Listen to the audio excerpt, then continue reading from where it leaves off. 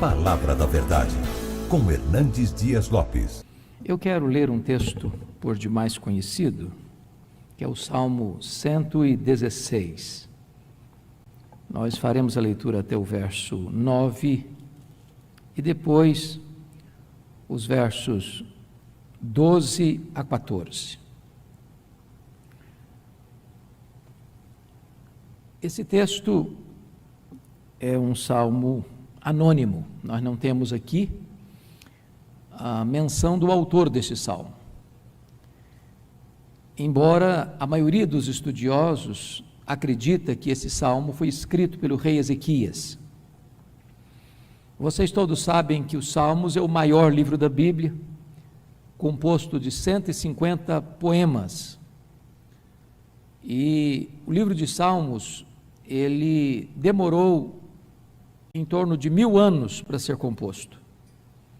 Porque você tem Salmo 90, que foi escrito por Moisés, que viveu um período muito longo, né? Ele viveu por volta aí de 1500 antes de Cristo. E você tem o Salmo 126, claramente um salmo pós-cativeiro babilônico. O livro de Salmos, ele é dividido em 5 livros, como o Pentateuco é também. O primeiro livro vai do Salmo 1 ao 41, o segundo livro vai do 42 ao 72, o terceiro livro do 73 ao 89, o quarto livro do 90 ao 106 e o quinto livro do 107 ao 150. Alguém já disse com certa razão que toda a Bíblia fala a nós, mas o livro de Salmos fala também por nós. E esse Salmo 116, que eu convido você à leitura, possivelmente foi escrito pelo rei Ezequias, e eu vou explicar depois por quê. Então, abra sua Bíblia comigo nesse texto e mantenha a sua Bíblia aberta. O texto diz assim: eu amo o Senhor, porque Ele ouve a minha voz e as minhas súplicas. Porque inclinou para mim os seus ouvidos, invocá-lo-ei enquanto eu viver. Laços de morte me cercaram e angústias do inferno se apoderaram de mim. Caí em tribulação e tristeza. Então, eu invoquei o nome do Senhor. Ó Senhor, livra minha alma. Compassivo e justo é o Senhor, o nosso Deus é misericordioso. O Senhor vela pelo simples. Eu estava prostrado e o Senhor me salvou. Volta, minha alma, o teu sossego, pois o Senhor tem sido generoso para contigo. Pois livraste da morte a minha alma, das lágrimas os meus olhos, da queda os meus pés. Andarei na presença do Senhor, na terra dos viventes. Agora o verso 12. Que darei ao Senhor por todos os seus benefícios para comigo? Tomarei o cálice da salvação, invocarei o nome do Senhor e cumprirei os meus votos na presença de todo o seu povo. Este culto, então, é marcado pelo sentimento de gratidão.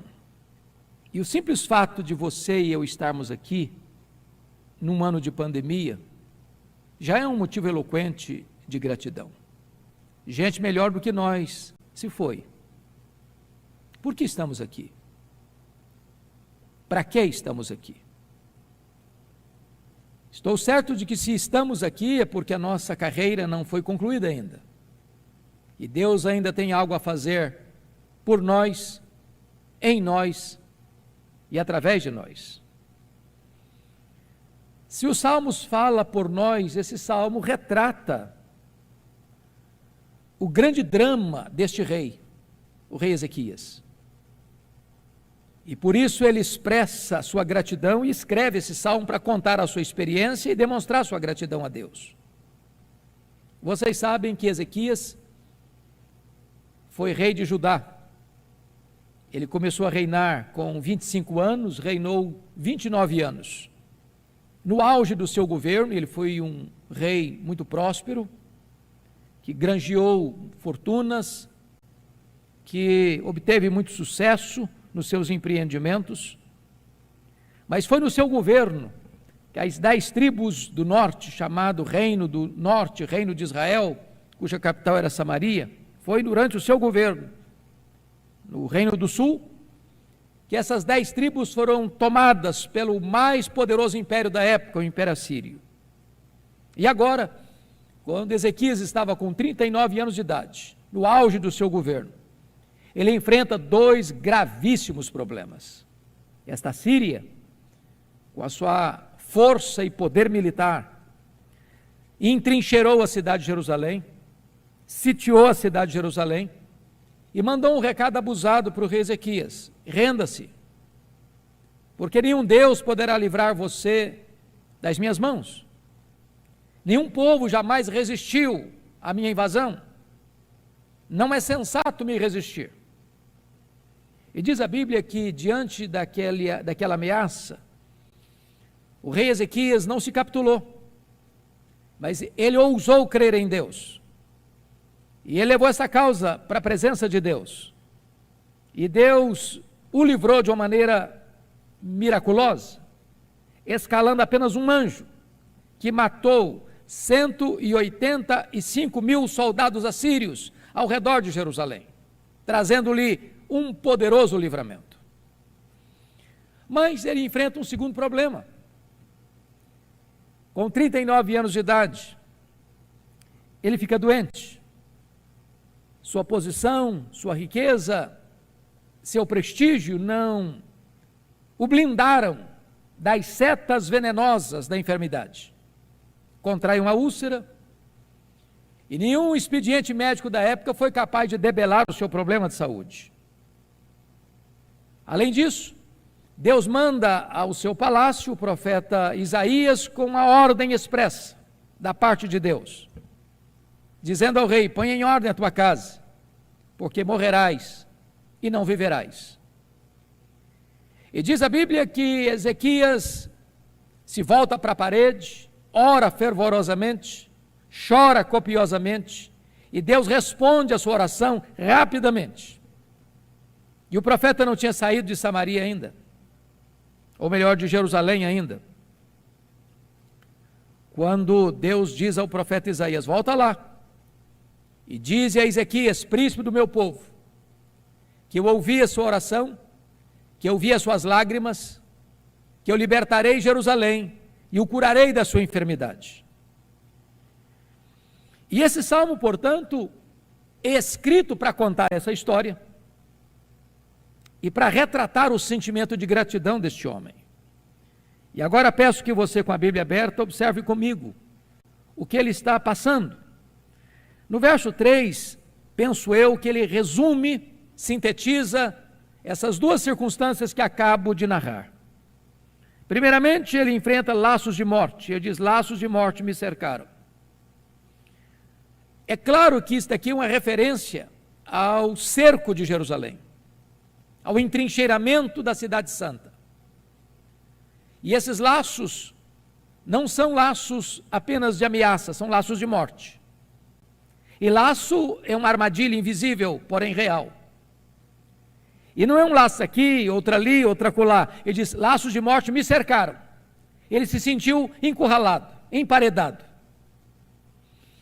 Se não bastasse esta ameaça externa, ele enfrenta um problema interno. E eu penso que ele está descrevendo aqui o problema da sua enfermidade, quando ele disse: e angústias do inferno se apoderaram de mim. Eu acho que angústia é um sentimento democrático, que todos nós sabemos o que é. Mas eu não sei se você, eu não sei se eu compreendo plenamente o que ele está dizendo aqui, porque ele adjetiva sua angústia como angústias do inferno. Parece que ele está dizendo que o inferno mudou de endereço, que o inferno se instalou no seu peito, que na medida que ele caminha, o inferno caminha com ele. E essas angústias do inferno que o sufocaram, que suplantaram suas forças, que drenaram as suas energias, que roubaram a sua saúde, levaram-no ao chão, e ele diz: eu caí em tribulação e tristeza. A alegria foi embora do rosto dele. A tristeza enfiou suas garras na vida dele. E o resultado é que ele foi ao chão. Mas se você perceber comigo no verso de número 6, ele usa uma outra expressão, ele diz: eu estava prostrado e o Senhor me salvou. Eu creio que a palavra prostrado é uma ideia mais forte do que a palavra cair. E eu quero ilustrar isso com a modalidade esportiva do boxe. Você tem dois lutadores no ringue.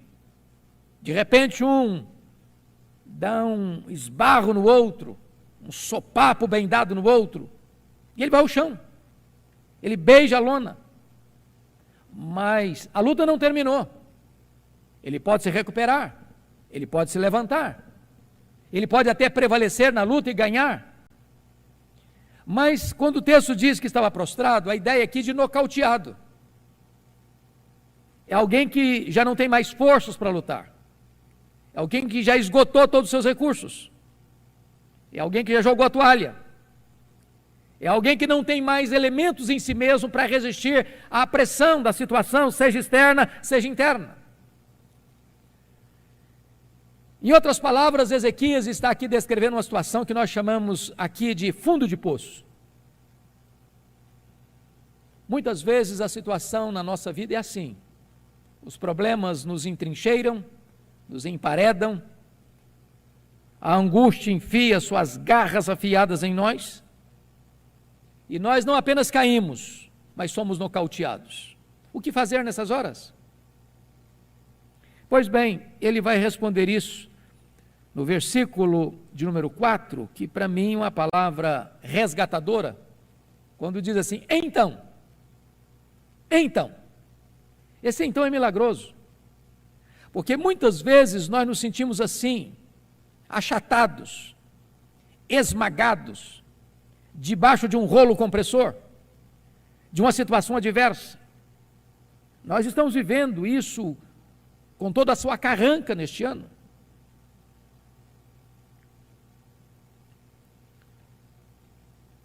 O ano passado eu estive no interior do Mato Grosso, numa caminhada evangelística em várias igrejas, e conversei com um homem que estava muito abatido, porque naquele ano seu filho havia falecido de uma maneira trágica.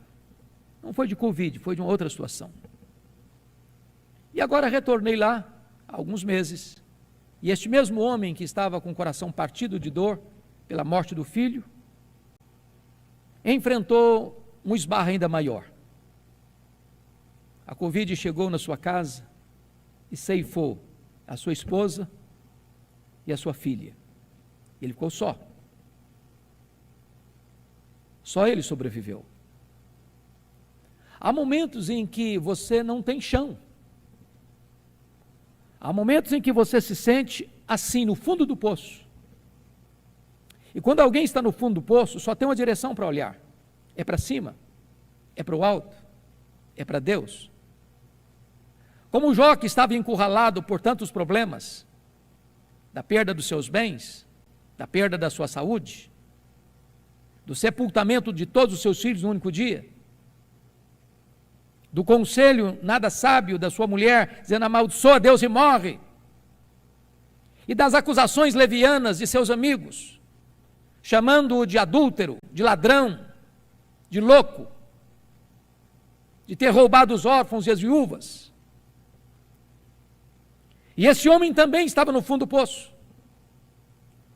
Mas ele arranca do fundo do poço e das profundezas da alma um brado de esperança, quando diz: uma coisa eu sei, é que o meu Redentor vive. É o que está acontecendo com este homem. Então eu invoquei o nome do Senhor.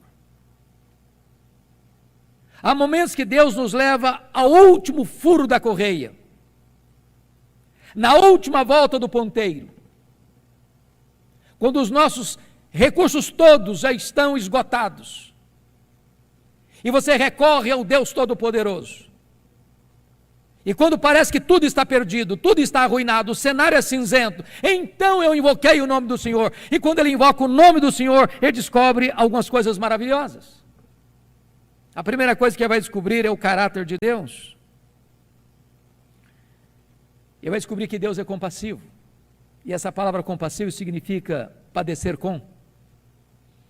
Quando você está vivendo um drama na vida, a sua alma gemendo, seu corpo latejando de dor, você está encurralado por situações adversas e por sentimentos hostis, você é levado a pensar que Deus está longe ou indiferente.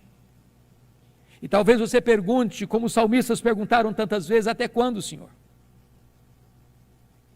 Mas quando este homem se volta para Deus, ele descobre que Deus está sensível ao seu sofrimento, que Deus está sofrendo com ele, que a dor dele pulsa no coração de Deus, que Deus não está indiferente nem longe. Mas ele descobre mais, ele descobre que Deus é poderoso para nos levantar quando estamos na lona, nocauteados. Esta semana eu recebi um contato de um amigo, aliás, um irmão, eu não o conhecia até então, ele me acompanhava nas redes sociais, e disse que estava se separando, ele não mora no Brasil, que a situação já estava definida, decidida. E eu disse, mas por que você acha que a situação está definida? Você acha que não tem mais esperança? Ele disse, não, humanamente não tem mais esperança. Eu disse, mas eu posso pelo menos orar com você? Eu posso pelo menos ouvir você? Eu posso pelo menos aconselhar você? E eu estou fazendo isso há uns 15 dias, todos os dias mandando uma mensagem, dando orientação bíblica. E ontem ele me passou uma mensagem, disse, pastor, eu vou viajar com a minha esposa, com meu filho, Deus está plantando esperança no nosso coração, Deus está restaurando os nossos sonhos, aquilo que parecia impossível está acontecendo, e é exatamente isso que Deus faz. Quando você está no fundo do poço, sem qualquer esperança, já jogou a toalha, com Deus tem esperança. Para Deus não tem causa perdida, para Deus não tem problema sem solução. Mas esse homem descobre mais, esse homem descobre o grande livramento de Deus. E eu peço que você observe comigo o versículo 8, quando ele diz, pois livraste da morte a minha alma, das lágrimas os meus olhos, da queda dos meus pés. Ele vai tratar aqui de 3 livramentos de Deus. O primeiro livramento é o livramento espiritual. Você pode ser rico, você pode ter família, você pode ter prestígio, você pode ter sucesso financeiro, você pode ser alguém conhecido, mas se você ainda não se arrependeu de seus pecados e não pôs a sua confiança em Jesus, você ainda não é livre. A mais importante libertação que um homem precisa é a libertação espiritual. Você pode ir e vir, você pode morar num país democrático que lhe defende o direito de ir e vir, mas se você ainda está prisioneiro dos seus pecados, você é cativo. E esse homem está dando graças a Deus, porque Deus é aquele que liberta espiritualmente. Mas em segundo lugar, ele fala da libertação emocional. Ele diz, das lágrimas livraste os meus olhos. Talvez nós somos a geração marcada pelo choro, pela dor. Mormente, de março do ano passado para cá, quanta dor, quantas lágrimas, quanto luto, pessoas amadas arrancadas dos nossos braços. Mas esse Deus a quem estamos prestando este culto nesta noite, é o Deus que pode estancar as suas lágrimas, consolar o seu coração, terapeutizar a sua alma, trazer o bálsamo de Gileade sobre a sua cabeça. Mas ainda, ele fala de uma libertação moral. O verso 8 diz, e livraste da queda dos meus pés. Isso mostra que todos nós, sem exceção, somos vulneráveis. Deus conhece a nossa estrutura e sabe que somos pó. Nenhum de nós consegue ficar de pé escorado no bordão da autoconfiança. Nenhum de nós pode bater no peito arrogantemente, dizer, não, esse pecado eu não cometo, não, esse erro eu não cometo, não, esta falha eu jamais cometerei. Somos vulneráveis. Só ficamos de pé se a mão do Todo-Poderoso Deus nos sustentar. Não importa o quanto você conhece, não importa o quanto tempo você tem de vida cristã, você e eu dependemos totalmente da graça de Deus para ficarmos de pé. Por isso Paulo diz, aquele que pensa estar em pé, veja que não caia. A pergunta que ele faz, vale a pena repeti-la: que darei ao Senhor por todos os seus benefícios para comigo? Esta é uma noite de gratidão, esta é uma noite de balanço, balanço da alma, balanço da vida, balanço da história. Alguém pode dizer, bom, mas eu tenho passado tanta luta, tantos dramas, agradecer por quê? Tem mais para chorar do que para agradecer? Se você pensa que não tem nada para agradecer, permita-me algumas perguntas. Quanto valem os seus olhos? Você está enxergando? Por quanto você venderia os seus olhos? Quanto eles valem? Quanto vale o fato de você estar me ouvindo? Quanto vale? Quanto vale você ter pernas para andar? Quanto vale você não estar numa cadeira de rodas? Ou paralítico em cima de uma cama? Quanto vale? Quanto vale você ter braços para trabalhar, para abraçar? Quanto vale isso? Quanto vale você ter um cérebro que está funcionando, por isso você está vivo? Quanto vale? Quanto vale você ter um coração que bate, bombeia sangue e vida para o seu corpo? Quanto vale isso? Quanto vale você ter 2 pulmões que enchem o seu peito de ar? Quanto vale? Você não está numa câmara de respiração, está respirando livremente. Quanto vale isso? Um dos maiores banqueiros do mundo morreu de Covid. E a sua filha disse com lágrimas nos olhos, o que é mais triste é que o meu pai, sendo tão rico, morreu por aquilo que é de graça, o ar nos seus pulmões. Quanto vale isso? Quanto vale você ter 2 rins que filtram as impurezas do seu corpo e não colocam você numa máquina de hemodiálise? Quanto vale isso? Quanto vale você ter um estômago que processa o alimento que você recebe, dando vida para a sua vida? Quanto vale isso? Quanto vale você ter uma casa? Quanto vale você ter uma cama? Quanto vale você ter uma mesa? Quanto vale você ter pão na sua mesa? Quanto vale você ter um lar? Quanto vale você ter um cônjuge, filhos? Quanto vale você ter amigos? Quanto vale você ter igreja? Quanto vale você ter escola? Quanto vale você ter Jesus e o seu nome escrito no livro da vida? Quanto vale isso? Que darei ao Senhor por todos os seus benefícios para comigo? Ele faz a pergunta e ele diz 3 coisas que me impressionam, porque em vez de eu dar alguma coisa, eu continuo recebendo. E ele diz, tomarei o cálice da salvação. Está dizendo que você agradece a Deus quando você reconhece que é pecador e recebe de graça o dom que Deus lhe deu, o dom da vida eterna em Cristo Jesus. Ele diz, eu vou tomar o cálice da salvação, eu vou invocar o nome do Senhor, e eu vou cumprir os meus votos na presença de todo o seu povo. E eu quero concluir dizendo que este homem, como preito da sua gratidão a Deus, ele toma 3 decisões importantes na vida. A primeira delas está aí no versículo 2. Ele diz, porque inclinou para mim os seus ouvidos, invocá-lo-ei enquanto eu viver. Às vezes o homem, na hora do aperto, faz promessas a Deus. E quando as coisas melhoram, ele esquece dos compromissos.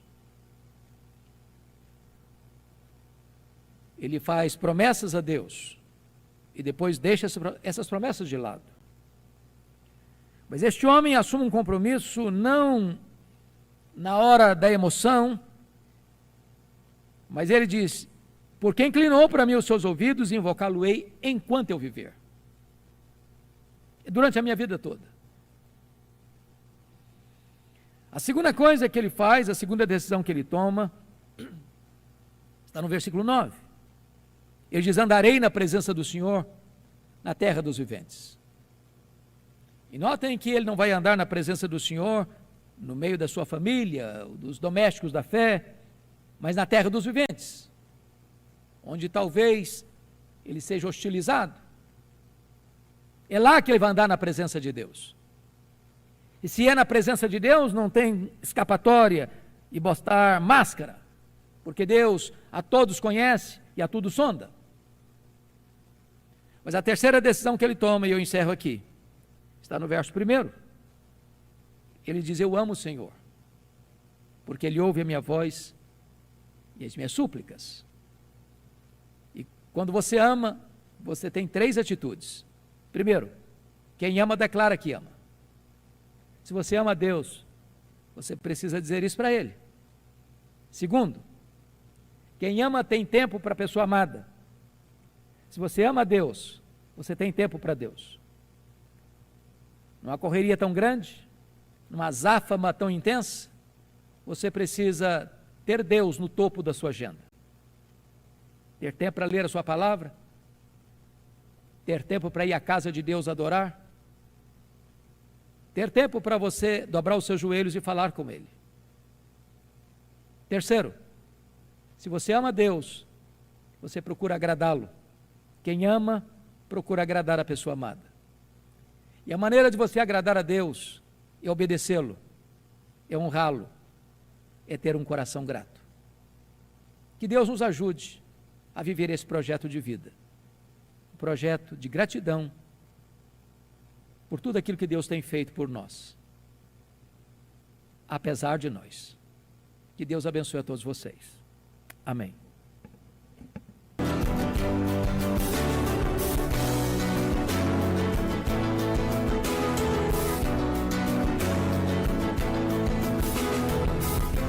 Palavra da Verdade, com Hernandes Dias Lopes.